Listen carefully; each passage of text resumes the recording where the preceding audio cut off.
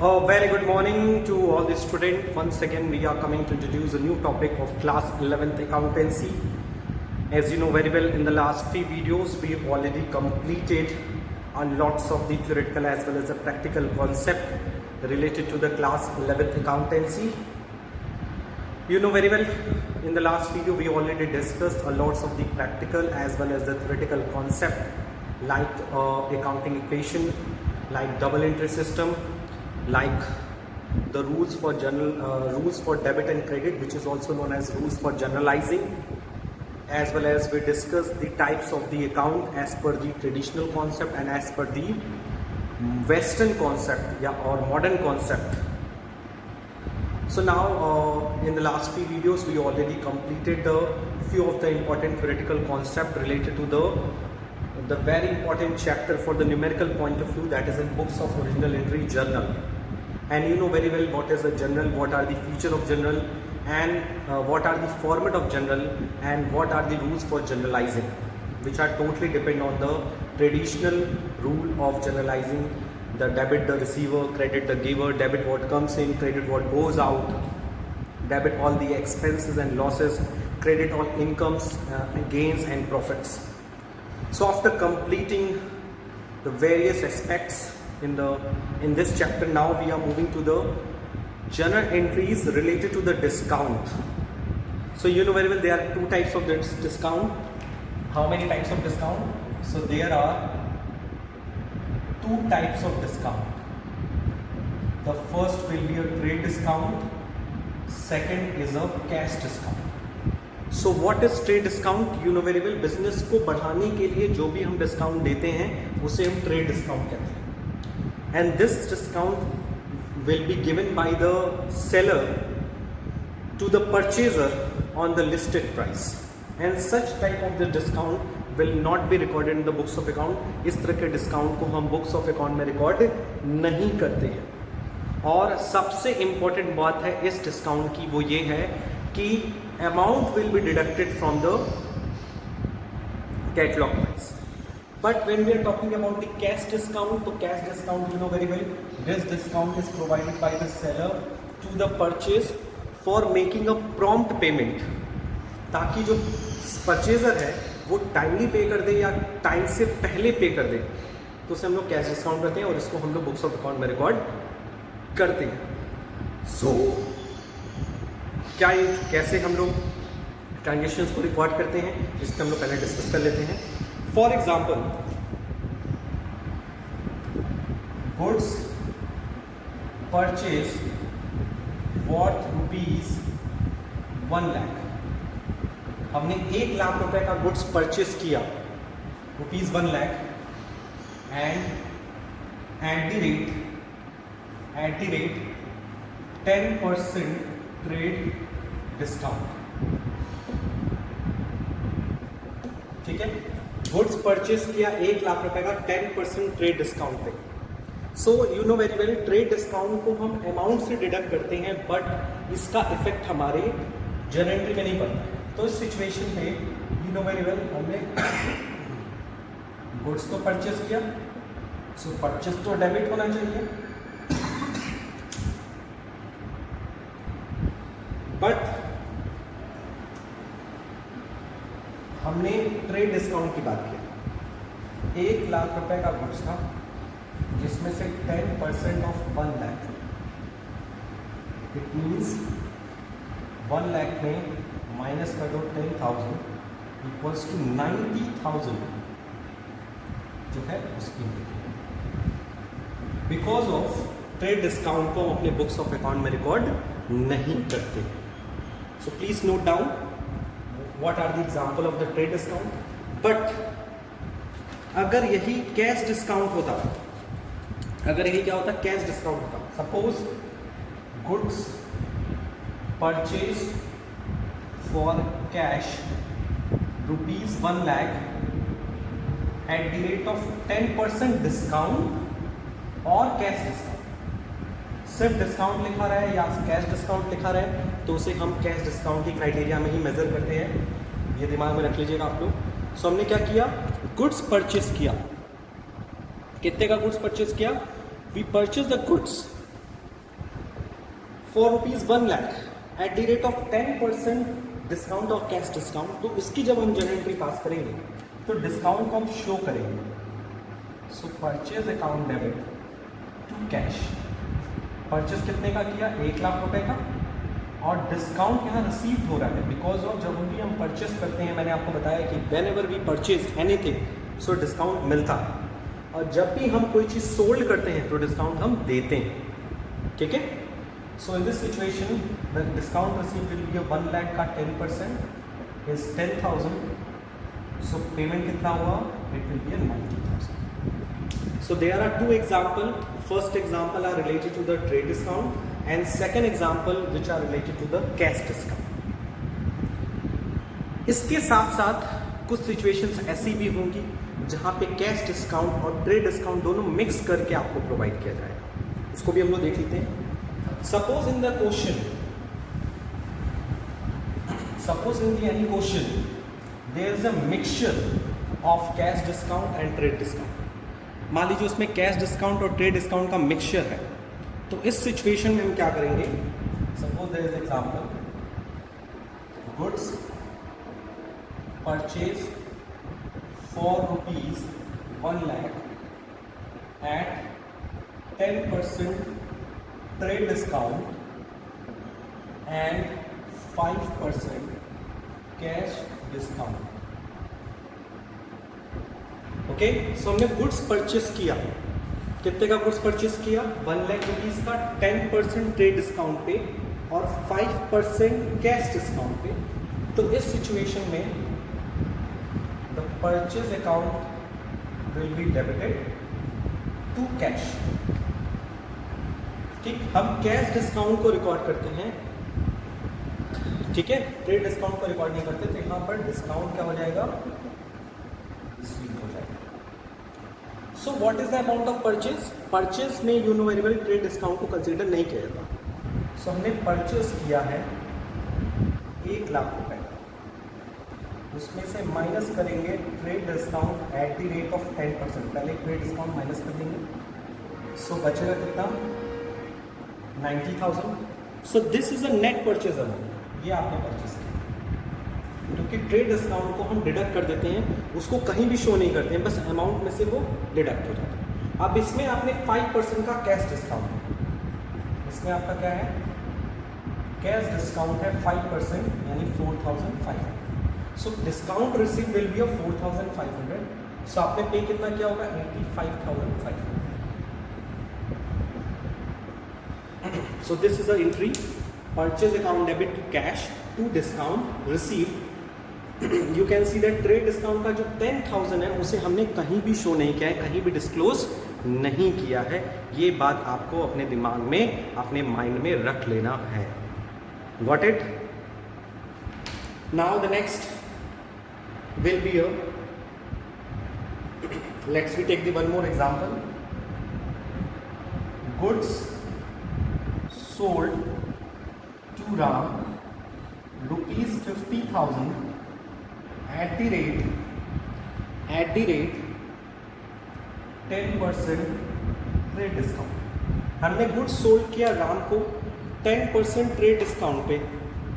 तो in this situation you know very well what we are doing, trade discount को show नहीं करते हैं। So the entry will be Ram account debit to sales.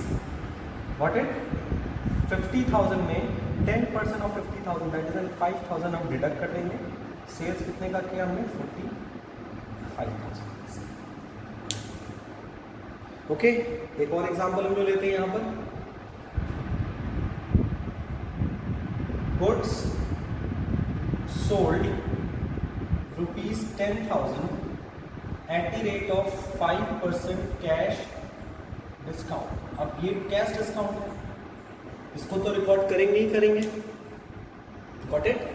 सो अगर हमने cash discount दिया, sale के टाइम हम डिस्काउंट देते हैं तो इट इज माई एक्सपेंसेस, और सेल्स के टाइम पैसा मिलेगा। So cash discount, cash account debit to discount allowed account debit to sales. So amount of sales will be 10,000, 5% cash discount, so 10,000 का 5% is 500, so cash value is 9,500. So these are the few examples related to the trade discount and cash discount in case of the purchase as well as in the case of sales.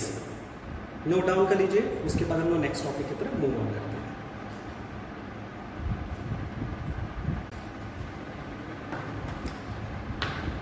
So after completing the journal entries related to the cash discount and trade discount, let's we move to the next topic of this chapter, that is in compound journal entries. What is compound journal entry? Let's we discuss about it, and let's we take the few examples by which we can see that what are the relevancy of compound journal entries. So what is compound journal entry? Please note down.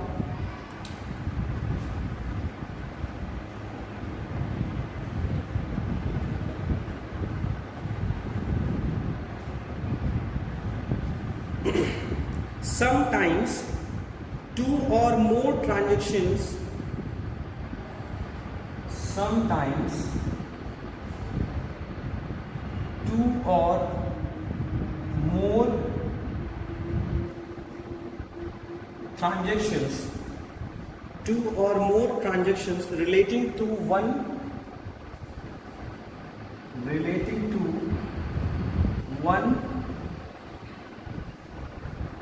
particular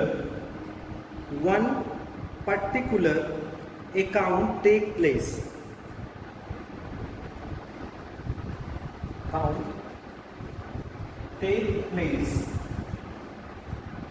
Take place on the same date.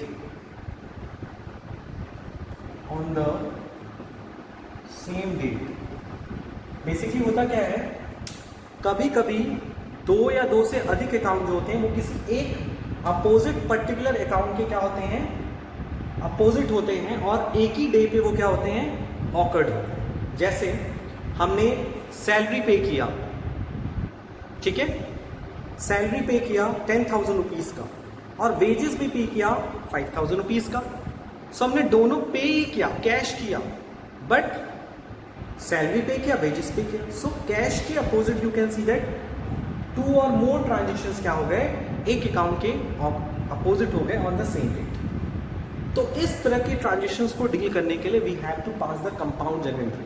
उसके लिए हम single journal entry तो पास करते हैं, लेकिन इस situation में क्या होता है, हम दो या दो से अधिक अकाउंट्स को क्या कर देते हैं, डेबिट या क्रेडिट कर देते हैं. तो कंडीशंस क्या क्या हैं,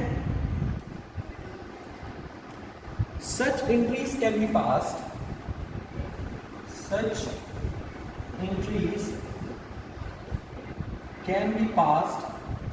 इस तरह की एंट्रीज जो पास होती हैं can be passed in either of the following three way. इस तरह की जो एंट्रीज होती हैं वो पास्ड होती हैं थ्री वे, तीन तरीके से पास्ड होती हैं. First, by debiting one account,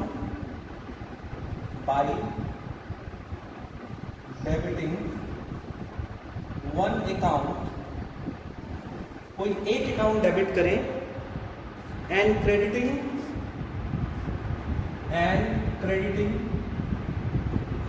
to or more account. मतलब हम डेबिट तो एक अकाउंट किए, लेकिन क्रेडिट क्या हो गया, एक से ज्यादा हो गया, दो से ज्यादा हो गया. दूसरा कंडीशन कब हो सकता है कंपाउंड जर्नल एंट्री से related, by crediting one account,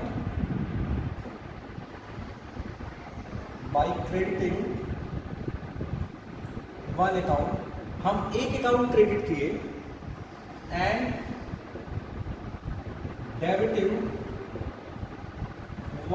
to or more account.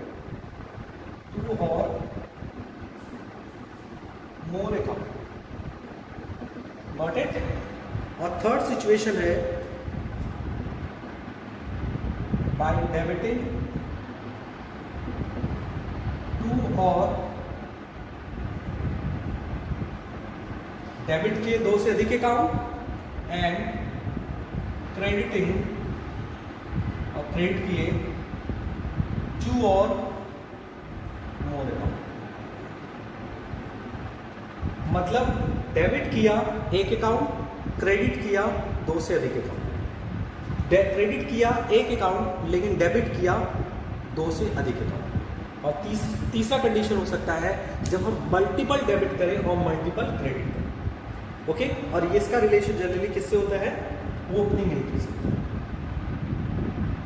इन सारे कॉन्सेप्ट्स को भी हम लोग डिस्कस भी करेंगे अच्छे से।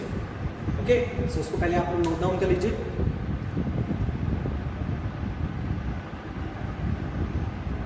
इसका बहुत ही फेमस फॉर्मूला, फेमस एग्जांपल है। इस एग्जांपल से हम समझते हैं कि what is compound journal entry. Suppose the example is paid rent ₹5,000 and salary ₹7,000 on 1st October 2020। हमने 1 अक्टूबर 2020 को रेंट भी पे किया और सैलरी भी पे किया, यानी एक ही दिन हमने दो काम किया। तो इस सिचुएशन में रेंट भी डेबिट होगा, सैलरी भी डेबिट होगा, और क्या कैलकुलेट होगा? कैश। रेंट डेबिट होगा 5,000 से, सैलरी डेबिट होगा 7,000 से, टोटल कितना क्रेडिट होगा? So this is a very famous example of compound journal entry, जिसमें आप देखिए आपने मल्टीपल डेबिट किया। सेकेंड कंडीशन यहाँ फॉलो होगी बाय क्रेडिटिंग वन अकाउंट। आपने क्रेडिट तो एक ही अकाउंट किया, लेकिन डेबिटिंग क्या किया? दो से अधिक अकाउंट, दो अकाउंट। So this is an example of the compound journal entry. इसको नोट डाउन कर लीजिए, उसके बाद हम लोग चलते हैं next topic.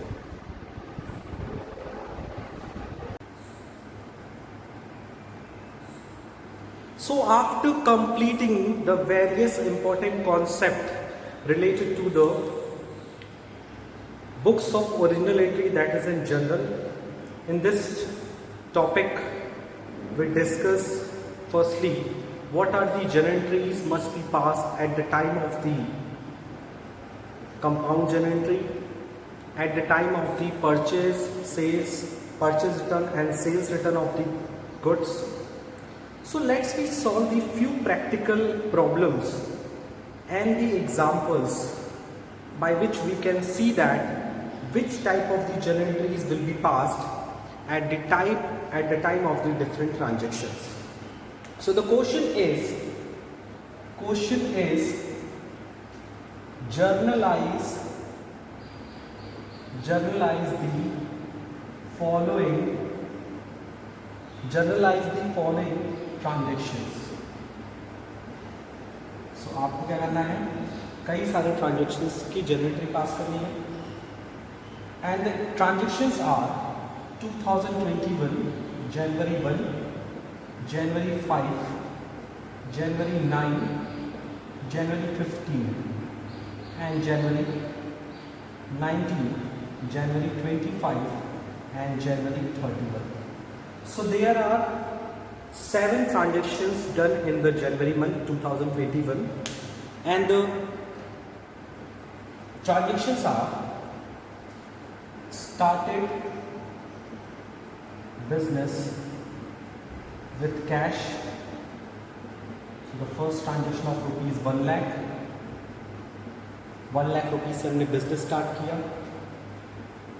Purchase goods of ₹15,000,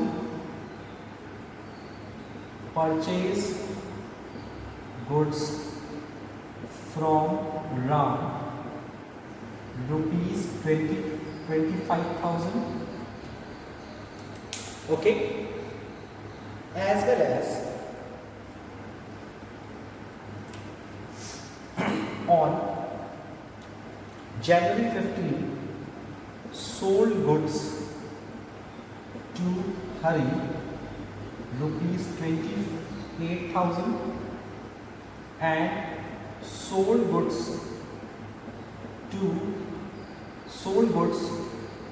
for cash ₹12,000 at the rate of 10% discount.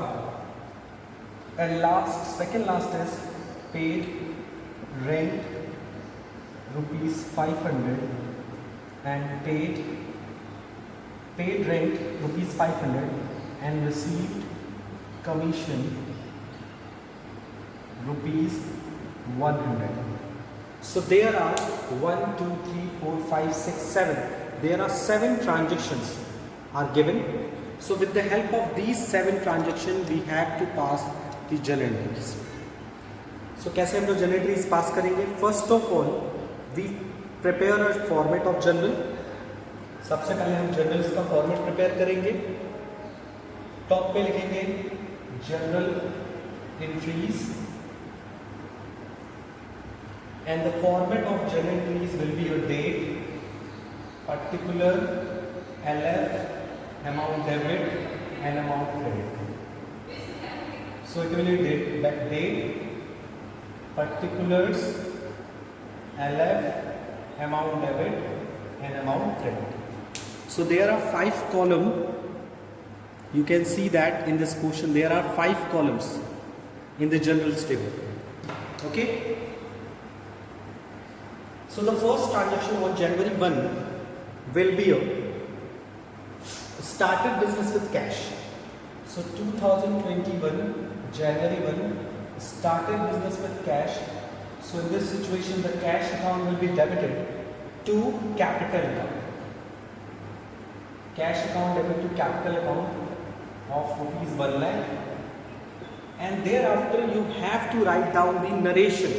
What is the narration? Being business started with cash. And on January 5 and on the January 5 purchase goods of rupees 15,000. So you have to purchase goods. So the transaction is purchase account debit to cash and the value of this 15,000. Okay, so this is the second transactions which are made on January 5, and the narration is purchase goods for cash. So on the basis of the given questions, you have to write down the narration, which is very important for us. And on January 9, purchase goods from Ram rupees 25,000. आपने goods purchase किया कहाँ से? राम से purchase किया. So in this situation this is a credit purchase, and in the case of the credit purchase you know very well the journal entry will be a purchase account debit to Ram and the amount is 25,000. Purchase account debit to Ram. On January 15 sold goods to Hari. आपने goods sold किया है, cash में नहीं information है. जब सिर्फ purchase goods लिखा है तो हम मानते हैं कि वो कैश ट्रांजैक्शन है. सोल्ड गुड्स है, कैश ट्रांजैक्शन है. बट परचेज गुड्स के साथ अगर नाम यूज हो गया तो it is an credit transaction. Okay. और उसी तरह से अगर हम सेल गुड्स टू हरी है तो it is also credit transaction, credit sales. और यू नो वेरी वेल जब भी हम क्रेडिट सेल करते हैं so the journal entry will be Hari account debit to sales and the amount is 28,000. And the narration is very easy. Sold goods to Hari. Being आप use कर सकते हैं before the narration. It is totally depend on you.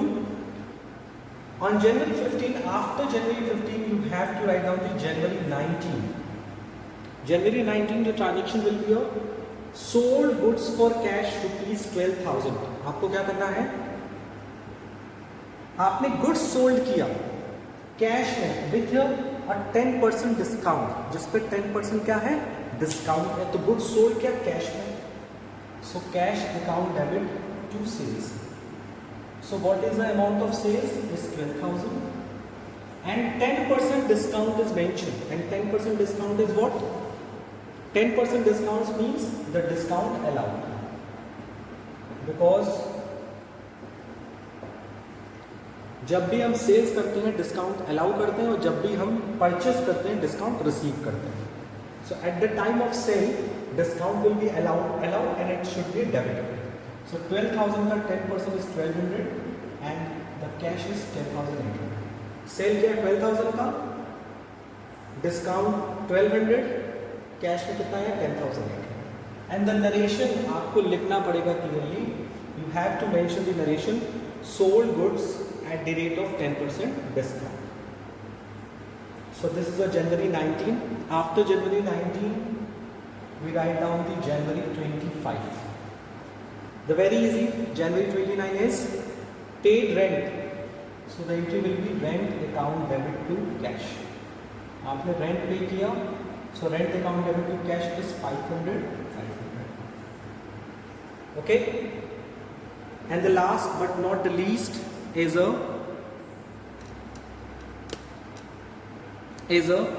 receive commission. So January 31 को आपने commission receive किया, so it will be a cash account debit to commission. And the amount is 100. So यहाँ पर आपका complete हो गया. उसके बाद आप क्या करेंगे, इसको टोटल कर देंगे. क्या कर देंगे, टोटल कर देंगे. And you can see that जो वैल्यू हम लोगों ने क्रेडिट पे लिखी है वही वैल्यू हमने डेबिट पे भी लिखी है. So the total of debit column is always the equal of the total of credit column. So उसको नोट डाउन कर लीजिए आप लोग.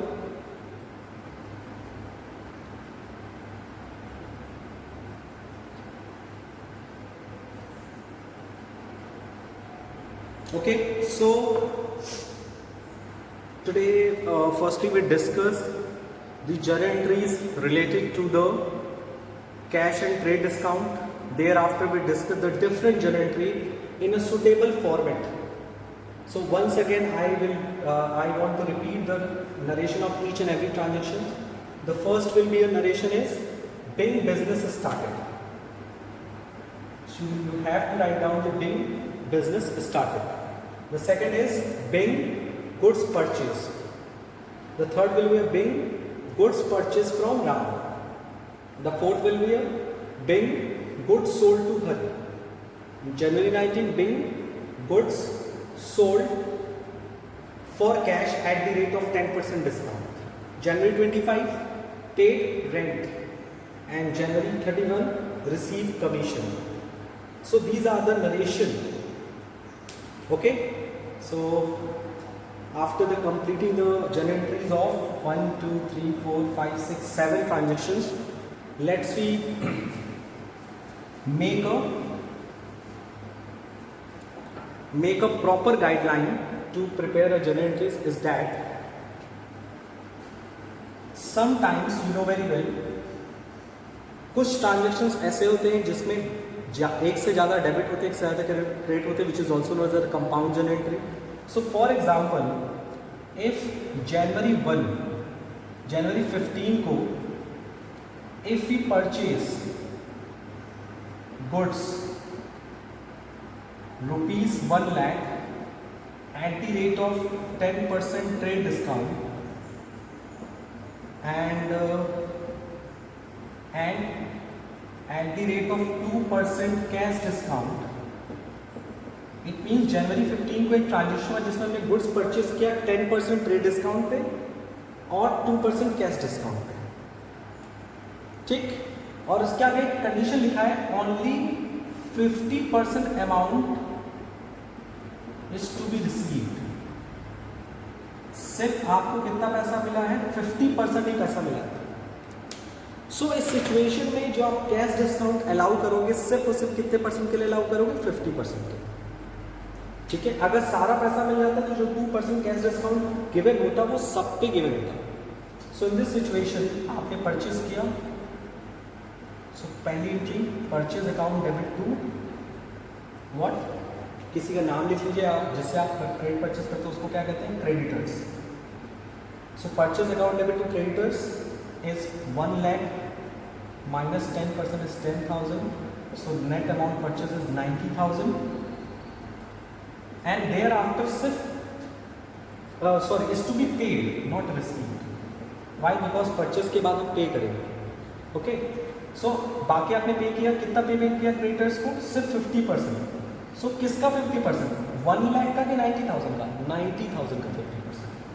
So 45,000. ये आपको ध्यान रखना है क्योंकि जितना आपने परचेस किया है ओके उतना ही आप क्या करेंगे, उसी का ही आप 50% पे करेंगे. 1 लाख का 50% पे नहीं करेंगे. सो क्रेडिटर इज 45,000 बिकॉज 90,000 का 50% आपने पे किया to cash and 2 discount receipt. क्योंकि at the time of purchase you know very well discount receipt. So discount is a 2%. So 45,000 का 2% is a 900. So amount paid is 44,001. ये थोड़ा सा ट्रिकी क्वेश्चन था, इसको नोट डाउन कर लीजिएगा. Okay, so please note down.